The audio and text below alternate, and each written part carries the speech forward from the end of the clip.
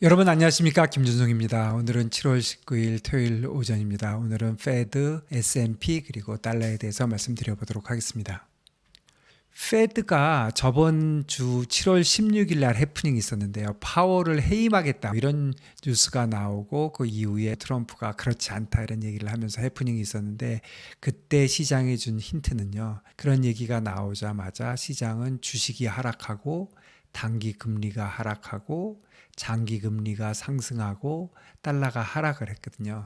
그리고 이제 바로 부인을 하면서 올라갔는데, 관련돼서 도이치뱅크는 실제로 해고하게 되면은 달러는 3 내지 4%, 채권 금리는 30에서 40bp 정도 24시간 내에 상승할 것이다, 그렇게 얘기를 했었거든요. 근데 이제 가능성은 좀 낮아졌죠. 그렇지만 뭐 계속해서 이런 얘기가 나올 수는 있는데, 제 생각에는 가능성이 많이 낮아진 것 같아요. 다시 또 얘기를 꺼내기는 좀 어려워 보이고, 그래서 사실 파월 해임에 관련된 거는 지금 뭐 시장에서 얘기하듯이 달러가 3 내지 4%가 빠질 수 있는 그런 악재거든요. 그런 악재인데 그런 건 어느 정도 해소됐다 이렇게 봐야 될 것 같고요. 다시 느껴지는 거는 페드의 독립성, 안정성 이런 것들에 대해서 사람들이 생각하게 됐는데요. 지금 관세 효과가 불확실하고 그리고 재정 적자 확대, 그에 따른 국채 발행 증가, 이런 상황에서 페드의 독립성과 안정성은 굉장히 중요하다 이런 생각이 들고, 크게 보면 페드의 이런 것들이 달러 위상에 큰 축이 되고 있다 이렇게 봐야 될 것 같습니다. 그래프 한번 보시면요, 이게 어제 바로 나온 건데 서베이를 해본 거죠. 파월이 언제 그만둘 것 같아? 81%가 16년까지, 그러니까 만기 때까지 그만두지 않을 것 같다 이렇게 지금 예상하고 있습니다.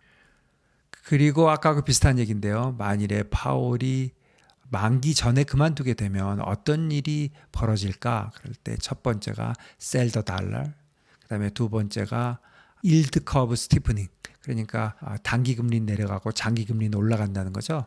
그리고 buy gold, buy 비트코인 있는데 제일 많이 한 게 yield curve가 스티프닝 될 거다 이렇게 보는 게 1등이고, 그리고 달러 팔겠다가 두 번째다 이렇게 봐야 되겠습니다.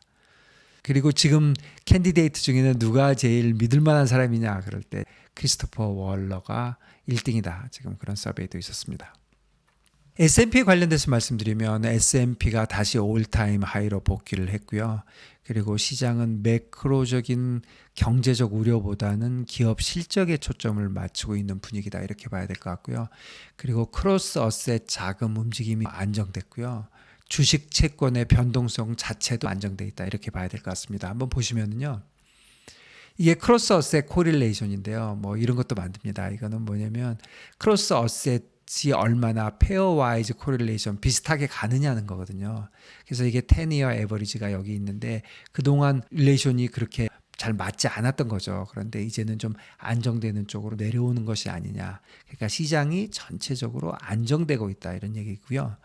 그리고 볼러틸리티, 여러분들 잘 아시는 픽스 볼러틸리티도 지금 20 밑에 내려와 있고요. 4월 달에 비하면 뭐 이렇게 급격하게 내려온 거고요. 그다음에 국채 관련된 무브 인덱스도 지금 140에 가까웠던 게 지금 80 정도고, 장기적으로 봐도 무브 인덱스는 80을 잘 넘지 않습니다. 거의 이 정도가 바닥이거든요. 그래서 시장이 좀 안정돼 있다 이렇게 봐야 될 것 같습니다.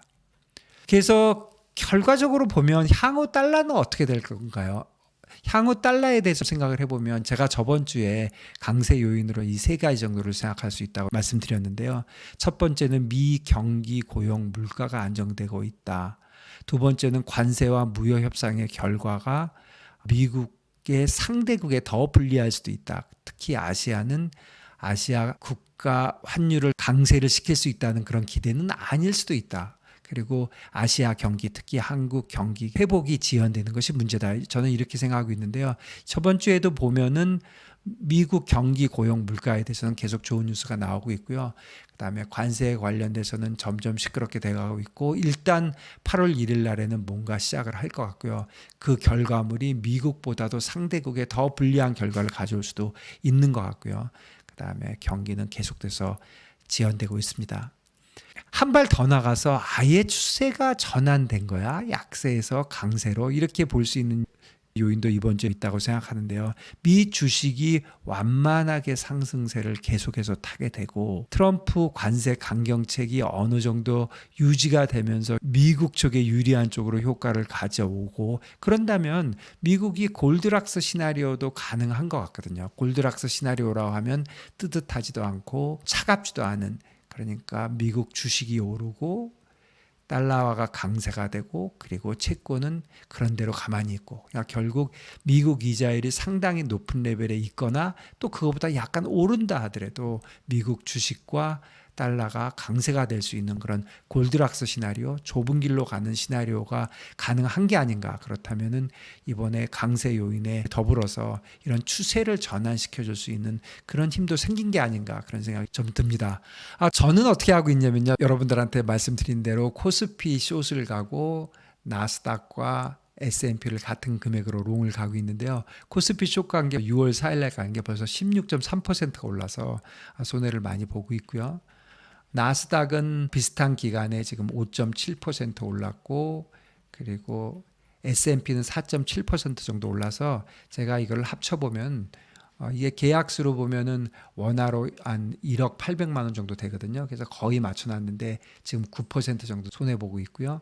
그리고 이거는 제가 진짜 단순하게 한 건데 33%가 코스피 이어투데이트 오른 거고요. 8%가 나스닥 이어투데이트로 오른 거거든요. 그래서 차이가 지금 25%인데 지금 25% 정도 나니까 제가 한 9% 정도 손해가 나 있습니다. 그래서 일단은 좀 들고 갈 생각이고요. 저는 여기서부터는 코스피가 아웃퍼폼하기는 어렵지 않나 이렇게 보고 있습니다.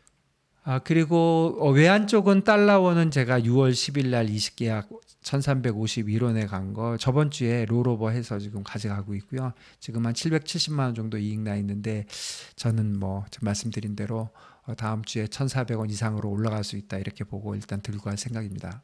달러에는 7월 7일 날 샀다가 7월 11일 날 바로 팔았는데요. 글쎄요, 제가 두 가지를 잘못한 것 같아요. 금액이 너무 작았고요. 이게 한 계약이면 한 8만 7천 불 정도 되거든요.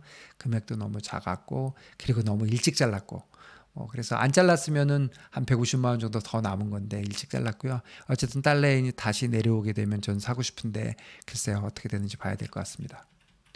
비트코인은 제가 4월 달에 한 2천만 원어치 사고 그리고 타겟은 100% 오르면, 그러니까 17만 한 5천 불 되면, 아니면 반이 되던 한 4만 3천 불이 되던, 아니면 둘 중에 하나가 안 오면 3년이 돼서 2028년 4월이 되면 무조건 팔겠다 그렇게 생각하고 쭉 가지고 있는데요. 지금 비트코인이 11만 7천 불까지 올라가지고 한 30% 정도 이익이 났는데요. 그리고 지금 한국 프리미엄 자체가 마이너스인데요. 한국보다는 해외에서 스테이블 코인이 더 뜨겁기 때문에 수요 쪽에서 한국이 더 적어서 그런 게 아닌가 그런 생각을 갖고 있습니다. 여러분들 오늘 여기까지고요. 달러에 관련돼서 다시 정리해 보면은 달러는 저번 주에 올랐지만 저는 더 갈 수 있다 이렇게 보고 있습니다. 여러분들 이번 주도 잘 지내시고요. 또 다음 주에 뵙도록 하겠습니다. 감사합니다.